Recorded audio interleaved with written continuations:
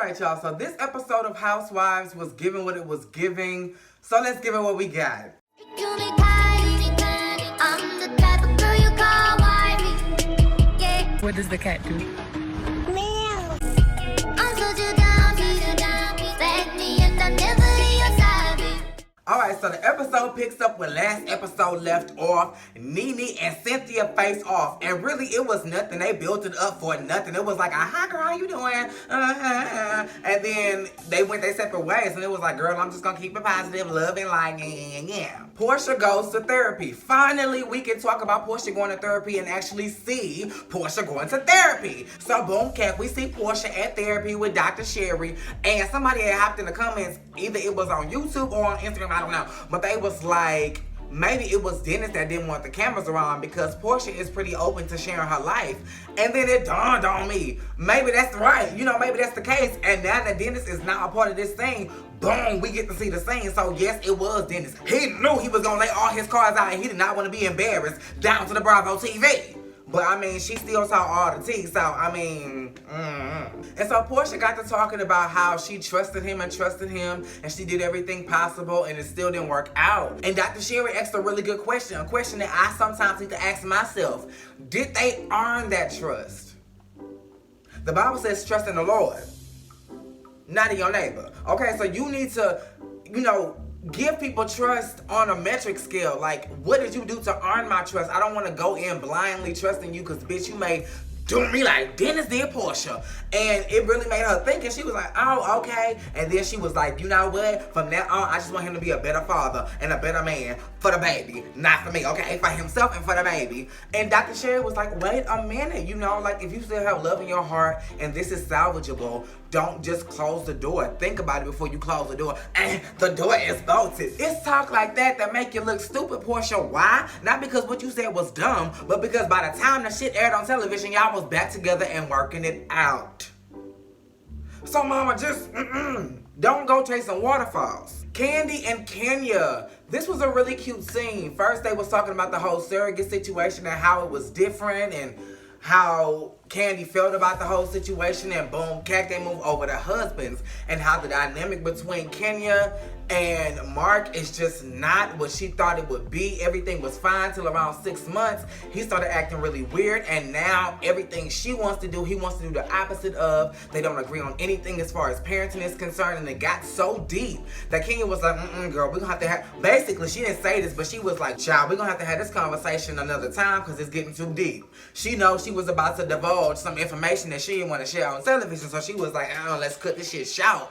But mama, the fact that you are seeing so many red flags and you are having to vent to people and you have only been married for 2 years, goddamn. Like, I understand they say the first 5 years is rocky, the first 10 years is really a test to your testimony, but baby, like, I'm pretty sure when they said problems, they meant minor shit. Like, oh, you get on my nerves, I just want to be by myself today, but I'm married to you and this is your house too, type shit. But not like, we don't agree on anything and we both got to come together to parent this child. Kenya, I don't want to harp on this, but damn, girl, like, all the signs are pointing to run for the hills, bitch. Like, and that really sucks because Mark is fun. Your baby is so cute and you are a beautiful woman. So together, y'all are just a vision of loveliness. But that just goes to show you things ain't what it seems.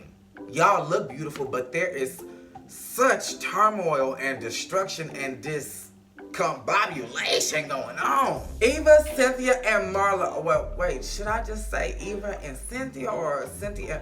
Shit. Cynthia featuring Eva and Marlo, because at first it was Eva and Cynthia. Doodly. I already know what I'm gonna order, girl, because I'm so pregnant. I cannot wait to sit down. Wait a minute, bitch. Why is it 3 chairs and 3 menus? Like, what?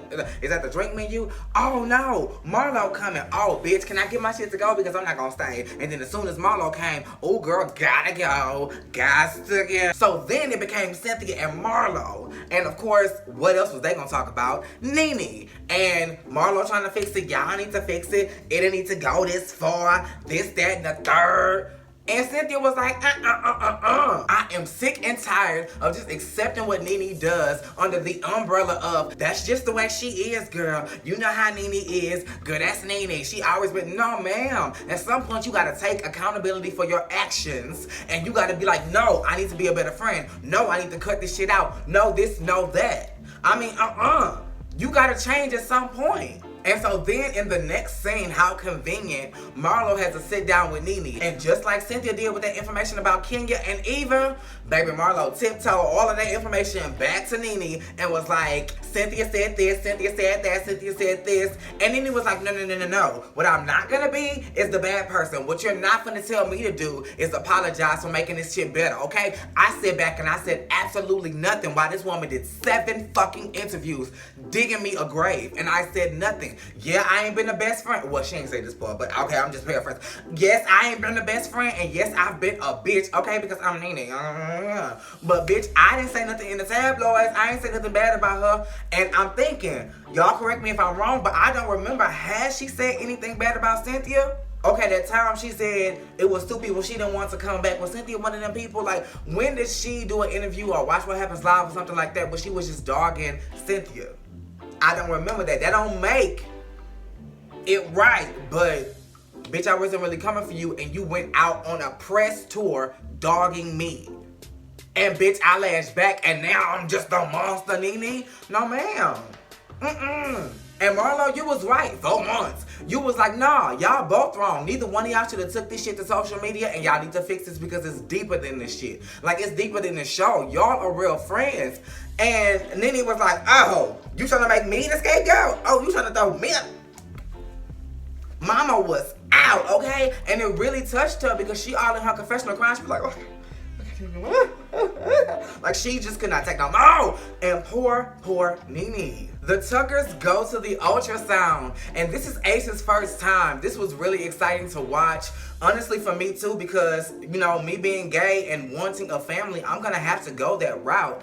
And just to see how it's going to go for me. Now, I have not seen the process for 2 men, but seeing it at all helps me out and gives me kind of a gist of what to expect. And I kind of feel like Kandi, like, yeah, like, I don't really know how to handle after you give me the baby. Do we just go peace and go our separate ways, or do we foster some type of communication to, I just don't know, because you have carried my child, so you mean something to me. Like, I want to get you birthday gifts, I want to get you Christmas gifts, I want to have you over sometimes, like, I don't know, you know, but that's a conversation to have with my future husband. So baby, if you watching, this is something we gonna have to talk about. I mean, I ain't got no man, but I know he watching because of course he's a fan. So in this scene, we find out that the surrogate is going to do a natural birth. And basically what's going to happen is the Gabrielle Union situation that y'all dragged her for. Kandi's going to get a room, the surrogate's going to have a room. After the surrogate gives birth, Kandi is going to go into her own room, disrobe, and then have skin-to-skin contact with her baby girl. Boom. That's how it's going to work. As she's finding out all this information, ring-a-ling-a-ling, she gets a text message from Kenya. Oh my God, I'm so upset. You have to come over now. And so after all this was wrapped up, Kandi was like, oh, Kenya giving me the 1, 2, 3. So, Todd, you take Ace. I have a little daddy Sunday, and I'm going to go see about her. So she go over to Kenya's. Kenya is like Susie Homemaker, like a step forward. She's like, how you doing? Like I'm like, I thought you was, and Kandi was the same way, like, girl, what's going on? So she sit down, and I think she was just trying to get her mind off of it or something. I don't know what was going on. But she sat down, and baby, 2 sentences in, she was like, I just don't know what to do, girl. We ain't been doing right. We ain't been, shit, girl. We went on the vacation trip alone. Me and my baby went by ourselves on a vacation trip. That girl, and I'm just sitting up there like, why didn't Mark go? And then, of course, Kandi was just like, why did he go?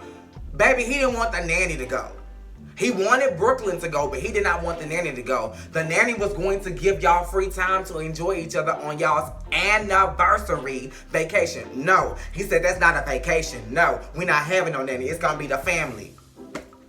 You keep trying to just keep attention on the baby. Your wife needs some sexual healing. Damn, why can't you understand that, dude? And again, Kenya, if he ain't getting it from... Listen.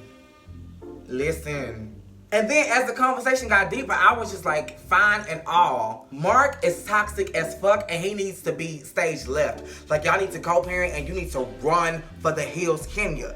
This man admitted to liking to fight. Not physically, but still, the fact that you like to, and I just want peace. We are starting off on the wrong foot. You like to fight, I'm fighting for peace.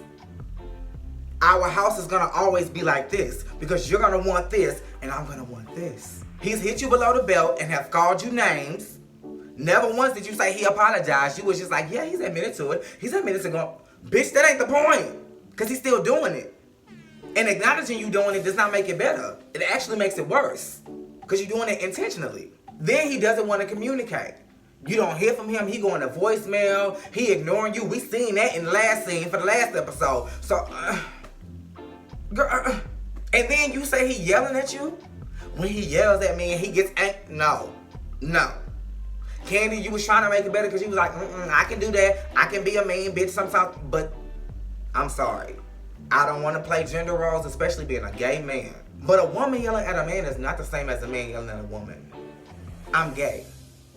When dudes used to yell at me, bitch, the wall shake. Like, like you shook.